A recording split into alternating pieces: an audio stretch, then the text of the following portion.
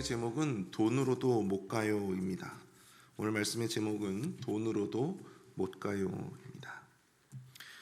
여러분들 정의란 무엇인가 라고 하는 책을 아시는 분들이 있을 겁니다. 이 정의란 무엇인가 라고 하는 책으로 이 전 세계적인 인기를 끌었던 이 마이클 샌들 교수, 하버드 대학의 교수인데요. 우리나라의 이 아산정책연구원과 이 마이클 샌들이 함께 공동으로 사회정의 인식조사라고 하는 설문조사를 한 적이 있습니다. 그런데 그 결과를 보니까 한국인의 91%, 그리고 미국인들의 85%가 자신의 삶에 가장 중요한 영향력을 끼치고 있는 것이 바로 돈이었다라고 하는 것입니다. 그래서 그런지 몰라도 돈으로 다 되는 것은 아니라고 해도 돈으로 못하는 것도 딱히 없어 보이는 그러한 세상이 된 것 같습니다. 돈으로 우정과 사랑을 사지는 못한다 해도 돈이 없으면 우정과 사랑을 지킬 수 없습니다. 돈으로 건강과 행복을 사지 못한다 해도 돈이 없으면 건강과 행복도 언제든지 잃어버릴 수 있습니다. 이것만 보면 돈이라고 하는 것이, 물질이라고 하는 것이 한계가 없어 보이는 것 같아요. 서두에서 제가 말씀드린 것처럼 돈이 전부는 아니라고 해도 돈으로 못할 것도 딱히 없습니다. 아무리 돈이 전부가 아니라고 설교를 해도, 아무리 돈이 우리의 삶의 목적이 되어서는 안 된다고 해도 저나 여러분 모두 이 돈으로부터 자유로울 수는 없습니다. 그러므로 우리가 애써 돈을 무시하고 또 돈을 애써 아무것도 아닌 양 그렇게 정신 승리를 강조하지는 않는다 하더라도 그리스도인으로서 이 돈과 물질에 대한 분명한 생각, 돈과 물질에 대한 분명한 철학은 가지고 있어야 할 것이다 생각이 듭니다. 우리는 그것을 이 기독교적인 물질관이라고 이야기를 합니다. 그리스도인으로서 돈과 물질에 대한 성경적인 관점, 하나님은 이 물질을 어떻게 보시는가? 여기에 대한 분명히 철학이 세워져야 우리는 돈과 물질에게 지배당하는 것이 아니라 오히려 그 돈을 효과적으로 관리하고 또 조절할 수 있게 된다라고 하는 것이죠. 오늘 본문은 아마도 세상에서 이 성경에서 가장 부유한 사람이지 않았을까 싶은 이 솔로몬 왕의 재산 목록에 대한 이야기입니다. 한 나라의 왕으로서 이 솔로몬은 그야말로 이 클래스가 다른 이 재산의 규모를 보여줍니다. 사실 본문을 묵상하면서 이 내용을 통해서 우리가 어떻게 영적 교훈을 얻을 수 있을까 많은 고민을 했습니다. 저는 본문을 읽으면 읽을수록 왠지 모르게 오늘 본문이 이 솔로몬 시대의 어떤 그 부의 크기와 영광에 대해서 보여주고 있다라기보다는 뭔지 모를 이 두려움과 불안감이 느껴지는 그런 본문이 아니었나 싶었습니다. 아니나 다를까 오늘 본문 이후부터 이제 본문 이제 11장부터 계속해서 이어지는 이 솔로몬의 우상 숭배의 죄, 그런 죄들이 이제 여실히 드러나게 되는 시점이 되었다라고 하는 것이죠. 솔로몬의 재산 목록을 보면서 이것이 그의 부요와 영광을 드러내는 것이 아니라 오히려 이런 물질적인 풍요에 가려져 점점 영적으로 혼미해진 그런 솔로몬의 모습이 마치 복선처럼 이어지는 것이 바로 오늘 본문이다라고 하는 것입니다. 그래서 오늘 새벽에는 이 본문의 내용을 중심으로 해서 이 그리스도인으로서 반드시 생각해 봐야 할, 앞에서 제가 말씀드렸던 이 돈과 물질에 대한 우리 성경적인 관점, 그 영적 교훈에 대해서 몇 가지 살펴보고자 합니다. 첫 번째로 우리가 소유한 물질이 반드시 복의 척도가 되지는 않는다라고 하는 것입니다. 우리가 소유한 물질이 반드시 복의 척도가 되지는 않는다라고 하는 것이에요. 오늘 보면 14절은 이렇게 시작을 하고 있습니다. 솔로몬의 세입금의 무게가 금 666달란트요. 여러분, 이 구절에서부터 뭔가 이렇게 어둠의 그림자가 나타나고 있지 않습니까? 여러분, 666이 무슨 숫자예요? 네? 666이죠. 여러분, 당시 솔로몬이 거두어들인 세금이요, 무려 그 무게가 금 666달란트라고 합니다. 당시에 금 한 달란트의 무게가 약 한 34.3kg 정도라고 합니다. 여러분 34.3kg 그 정도가 어느 정도 무게일까요? 그리고 이 무게는 은 43,000세겔 정도 된다고 하는데요. 당시에 은 30세겔이면 성인 남성 노예 한 명을 살 수 있는 그런 금액이었다고 합니다. 그러니까 이 금 한 달란트는요, 약 1,400명의 성인 남성 노예를 살 수 있는 그러한 금액이었다고 하죠. 아마도 이 큰 금액을 이 이스라엘 자체 내에서만 조달했다고 보기는 어렵습니다.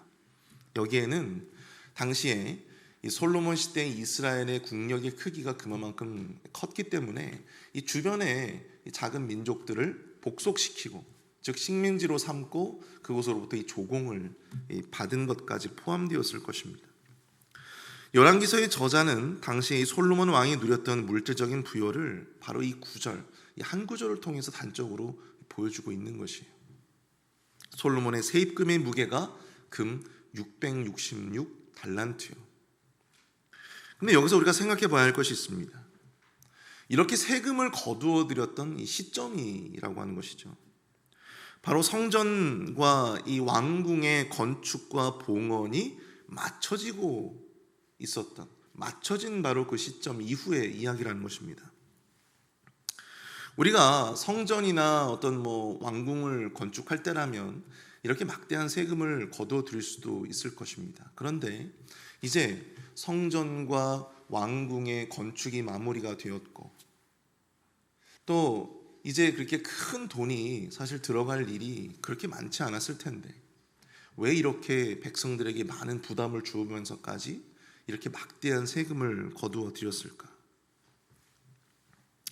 사실 백성들에게 있어서는 큰 부담이 아니었을까 생각해 보게 됩니다.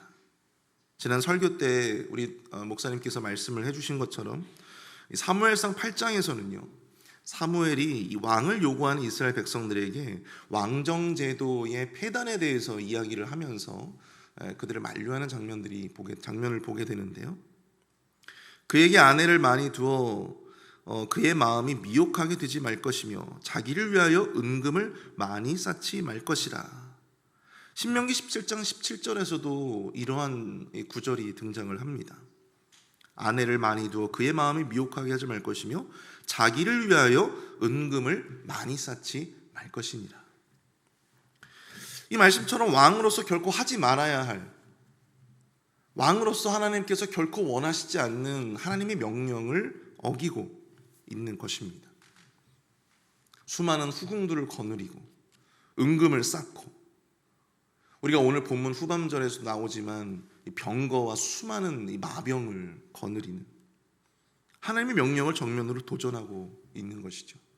그리고 그의 통치 시기에 사무엘에게 이야기했던 어떤 그 왕정제도의 폐단이 계속해서 벌어지고 있었다라고 하는 것입니다. 사실 오늘 본문은 솔로몬이 하나님으로부터 얼마나 많은 복을 누렸는지, 하나님으로부터 얼마나 많은 복을 받았는지를 소개하는 그런 목적에 있지 않습니다. 그가 그러한 부를 축적하고 그것을 어떻게 이용하였는지를 보면 그 모든 것이 하나님의 뜻과는, 하나님의 명령과는 다른 방향으로 지금 움직이고 있다라고 하는 사실을 우리가 보게 된다라고 하는 것이죠. 오늘 보면 16절부터 17절까지 내용을 보면요, 솔로몬은 그렇게 거두어들인 세입금, 바로 그 금들을 넓게 늘여서 금방패, 금으로 된 큰 방패를 몇 개를 만들었다고 합니까? 200개를 만들었다고 하죠. 또 작은 방패는 몇 개를 만들었어요? 300개를 만들었습니다.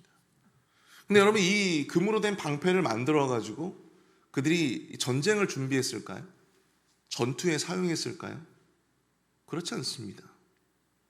자신이 만든 이 레바논 나무 궁이라고 하는 이 이름에서도 굉장히 아주 그 럭셔리함이 느껴지죠. 레바논 나무 궁. 그 레바논 나무 궁을 장식하는 장식품으로 사용되어졌다고 하는 것입니다.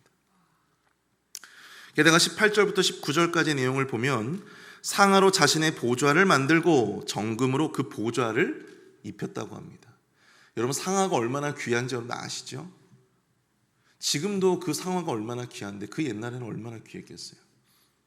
그 상아로 보좌를 만들고 그 정금으로 그 보좌를 또 둘러쌌다고 하는 거죠. 그리고 그 보좌 주변에는 6층계를 만들고 12사자를 두었는데 그 어느 나라에도 이같이 만든 것이 없었다라고 합니다. 그 사치가 또한 그 허영이 얼마나 대단했는지 우리가 알 수 있는 대목입니다. 하나님이 주신 부요함을 누리고 있으면서도 하나님에 대한 경외를 잊어버리고 점점 사치와 허영으로 가득 찬 왕궁의 모습을 우리가 이 본문을 통해서 여실히 보게 되는 것이죠. 사랑하는 성도 여러분, 이 풍요한 이 물질 속에서 점점 하나님을 잊어버리고 하나님의 명령에 벗어난, 하나님의 뜻에 벗어난 삶을 살아가는 이 솔로몬을 보면서 우리는 과연 어떠한 깨달음을 얻어야 하겠습니까? 그것은 바로 우리가 소유한 돈과 물질이 반드시 우리의 믿음과 또 우리가 하나님으로부터 받은 복의 척도를 가늠하는 데 사용되어 줄 수 없다라고 하는 것입니다. 성경에는 아브라함이나 욥과 같은 수많은 하나님의 사람들이 하나님으로부터 물질의 복을 받아 풍성하게 그 복을 누렸던 것을 우리는 성경을 통해서 볼 수 있습니다. 물론 좋은 믿음 또 좋은 신앙인들에게 하나님은 다양한 방식으로 하나님의 복을 주십니다. 그 중에는 남들보다 이 물질의 복을 더 많이 받아 누리는 사람들이 있기 마련입니다. 그러나 모든 물질의 복이, 모든 우리가 소유한 그 물질들이 좋은 믿음 또 좋은 신앙의 결과물은 되지 않는다라고 하는 사실이죠. 하나님은 물질의 복 외에도 다양한 방식으로 하나님의 사람들을 축복하시기 때문입니다. 여러분, 구약에 보면요, 하나님이 만나를 내려주세요. 근데 만나를 내려주시는데 안식일을 제외하고는 하나님께서 매일매일 만나를 뿌려주셨습니다. 그래서 이스라엘 백성들은 만나를 필요 이상으로 모으는 것을 허락하지 않으셨어요. 때에 따라서 그 필요를 공급하시는 하나님의 은혜를 매일매일 이스라엘 백성들이 경험하기를 원하셨기 때문입니다. 저는 그리스도인들에게 이 물질도 같은 의미가 되지 않을까 생각을 해봅니다. 앞에서 솔로몬의 금 방패의 이야기처럼 자기 필요 이상으로 물질을 모으고 축적하면 그저 자신의 부를 자랑하는 장식품으로 밖에 사용되어 줄 수 없다라고 하는 것이죠.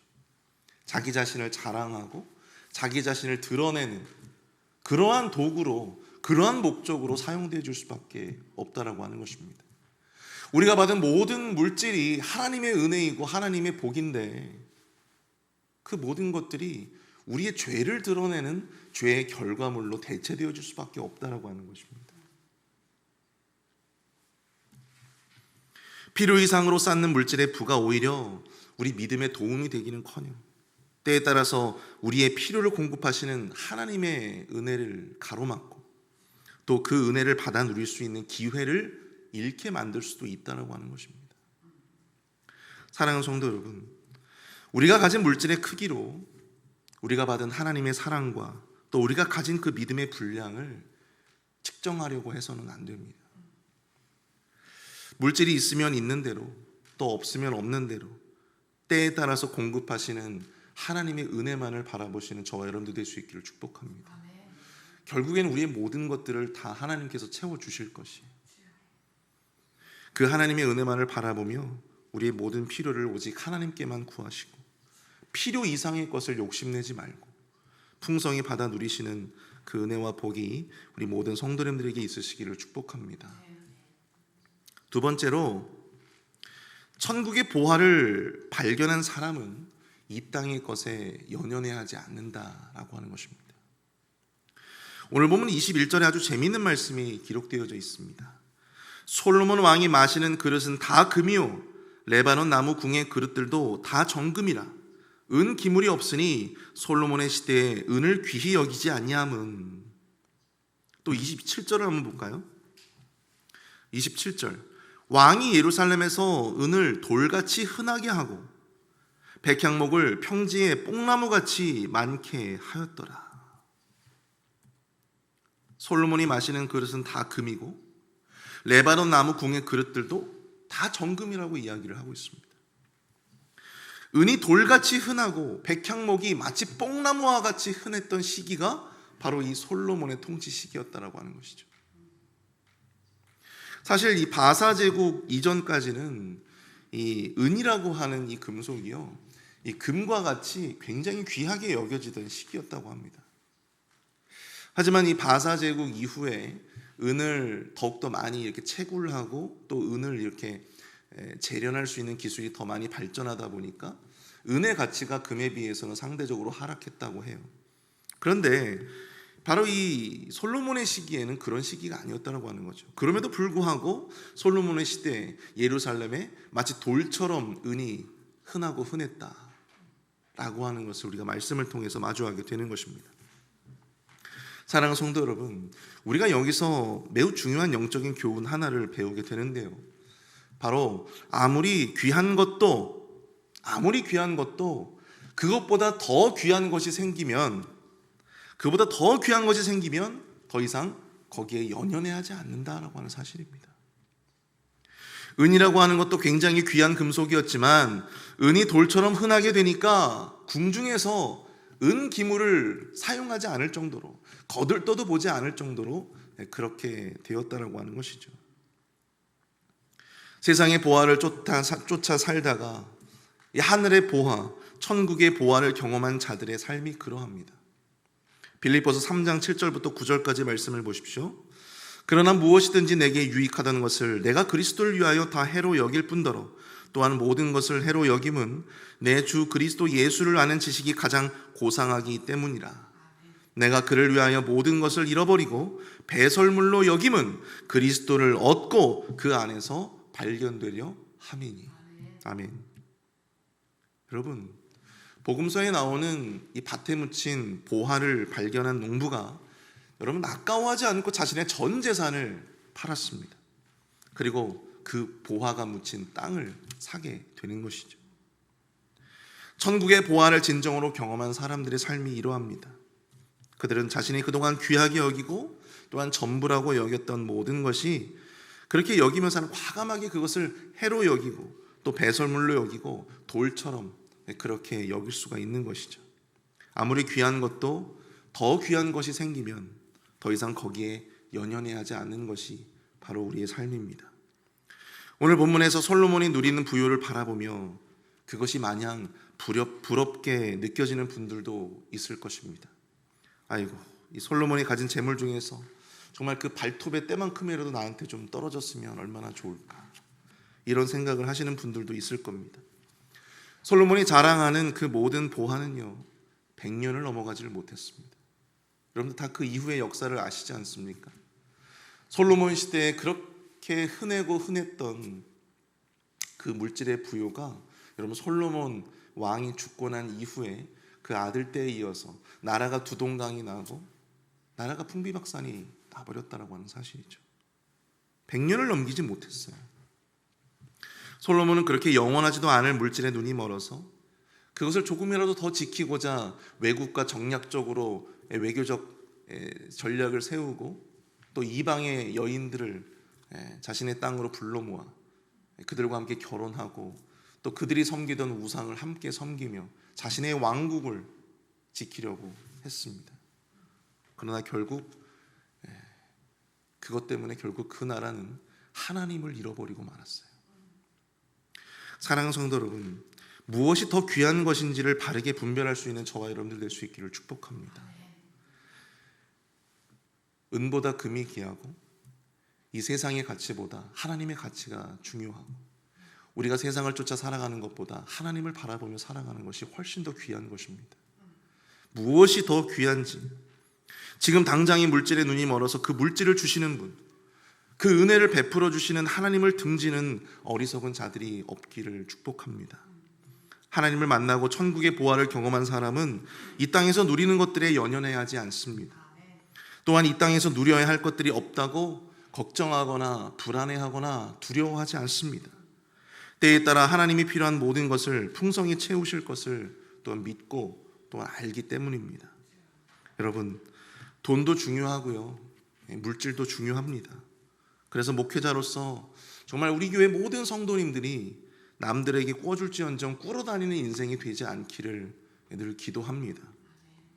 또한 세상의 물질에 연연해야 하는 그러한 인생이 되지 않기를 기도하고 있습니다.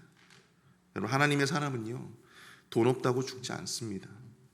그것보다 귀한 하나님이 내 옆에 딱 계시면 여러분 더 이상 그것 때문에 연연해 하거나 또 불안해 할 필요가 없는 것입니다. 모든 것을 다 갖게 되는 거예요. 우리의 모든 필요를 우리 자신보다 더 잘 아시는 우리 하나님께서 우리 모든 성도님들의 삶에 필요한 것이 무엇이든 그것을 충만하게 채워주실 줄로 믿습니다.